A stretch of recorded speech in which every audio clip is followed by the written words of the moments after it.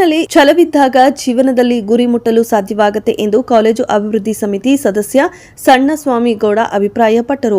ಪಿರಿಯಾಪಟ್ಟಣ ತಾಲೂಕಿನ ಬೆಟ್ಟದಪುರ ಗ್ರಾಮದ ಅಕ್ಕಮಹಾದೇವಿ ಕ್ರೀಡಾಂಗಣದಲ್ಲಿ ಬೆಟ್ಟದಪುರ ಸರ್ಕಾರಿ ಪದವಿ ಪೂರ್ವ ಕಾಲೇಜು ವತಿಯಿಂದ ಆಯೋಜಿಸಿದ್ದ ತಾಲೂಕು ಮಟ್ಟದ ಕ್ರೀಡಾಕೂಟದ ಸಮಾರೋಪ ಸಮಾರಂಭದಲ್ಲಿ ಮಾತನಾಡಿ, ಸೋಲು ಗೆಲುವು ಮುಖ್ಯವಲ್ಲ, ಕ್ರೀಡೆಯಲ್ಲಿ ಭಾಗವಹಿಸುವುದು ಮುಖ್ಯ. ಶಿಕ್ಷಣದ ಜೊತೆಗೆ ದೈಹಿಕ ಆರೋಗ್ಯಕ್ಕೆ ವಿದ್ಯಾರ್ಥಿಗಳಿಗೆ ಕ್ರೀಡೆಯು ಅವಶ್ಯಕವಾಗಿದೆ ಎಂದರು.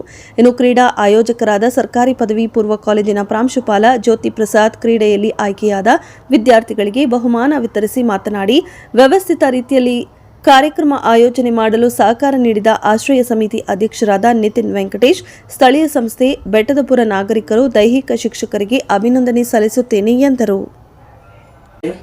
ಇಲಾಖೆಯವರು ಎಲ್ಲ ಕಾಲೇಜು ಮಕ್ಕಳಿಗೆ, ಪ್ರಾಥಮಿಕ ಶಾಲಾ ಮಕ್ಕಳಿಗೆ, ಸರ್ಕಾರಿ ಪ್ರೌಢಶಾಲಾ ಮಕ್ಕಳಿಗೆ ಎಲ್ಲರೂ ಸಹ ಈ ಒಂದು ಕ್ರೀಡೆಯನ್ನು ಆಯೋಜಿಸಿ ಒಂದು ಮಕ್ಕಳಲ್ಲಿ ಹುರಿದುಂಬಿಸಬೇಕು ಅಂತ ಹೇಳಿ ಒಂದು ಕಾರ್ಯಕ್ರಮ ಇಟ್ಕೊಂಡಿದ್ದಾರೆ. ಈ ಒಂದು ದಿನ, ಈ 2 ದಿನಗಳು ಸಹ ಕ್ರೀಡಾಪಟುಗಳು ಕೂಡ ಉತ್ತಮವಾಗಿ ತಮ್ಮ ಪ್ರದರ್ಶನವನ್ನು ಮಾಡಿದ್ದೀರಿ.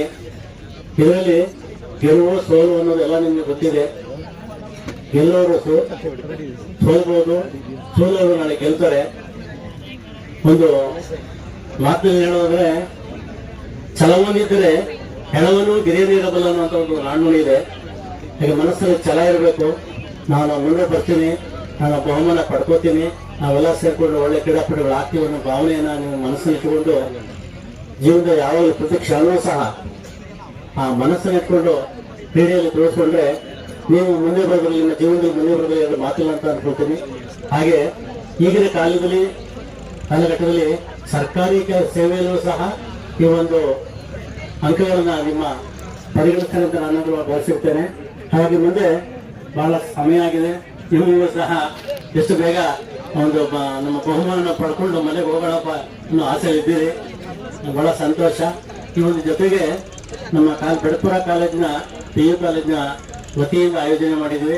ಎಲ್ಲರೂ ತುಂಬಾ ಚೆನ್ನಾಗಿ ಭಾಗವಹಿಸಿದ್ದೀರಿ, ಸಹಕಾರ ಕೊಟ್ಟಿದ್ದೀರಿ. ಎಲ್ಲರಿಗೂ ನಾನು ಒಂದು ನಿತಿನ್ ಸರ್ ಅವರು ಕೂಡ ನಮಗೆ ಆರ್ಥಿಕವಾಗಿ ನೆರವನ್ನು ಕೊಟ್ಟಿದ್ದಾರೆ.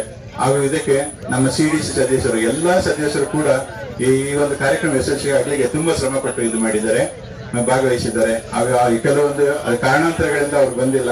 ಕೆಲವು ಮಂದಿ ನಮ್ಮ CDC ಸದಸ್ಯರು ಇಲ್ಲಿ ವೇದಿಕೆಯಲ್ಲಿ ಹಾಜರಿದ್ದಾರೆ. ಹಾಗೂ ಈ ಕ್ರೀಡಾಕೂಟಕ್ಕೆ ನಮ್ಮ ಬೆಟ್ಟದ ನಾಗರಿಕರು ಕೂಡ ನಮಗೆ ಸಹಾಯ ಮಾಡಿದ್ದಾರೆ. ಹಾಗೂ ಸ್ಥಳೀಯ ಸಂಸ್ಥೆಯಿಂದ ಕೂಡ ನಮಗೆ ಅನುದಾನವನ್ನು ಬಂದಿದೆ. ಇದೆಲ್ಲ ಕಾರಣದಿಂದ ಈ ಕ್ರೀಡಾಕೂಟವು ತುಂಬಾ ಯಶಸ್ವಿ ಆಯಿತು ಅಂತ ನಾನು ಭಾವಿಸ್ತೇನೆ. ಹಾಗೂ ಈ ಕ್ರೀಡಾಕೂಟಕ್ಕೆ ನಮ್ಮ BO ಕಚೇರಿಗೆ ನಾನು ತುಂಬ ಧನ್ಯವಾದ ಸಲ್ಲಿಸ್ತೇನೆ. ಯಾಕಂದ್ರೆ ತೀರ್ಪುಗಾರ ಇಲ್ಲದಿದ್ರೆ ಏನು ಮಾಡ್ಲಿಕ್ಕಾಗಲ್ಲ. ತೀರ್ಪುಗಾರಗಳು ಕ್ಲೀನ್ ಆಗಿ ಅದನ್ನು ಮಾಡಿ ಯಾವುದೇ ಅಡಚಣೆ ಆಗದಂತೆ ಒಂದು ತೀರ್ಮಾನ ಮಾಡಿ ಈ ಕಾರ್ಯಕ್ರಮ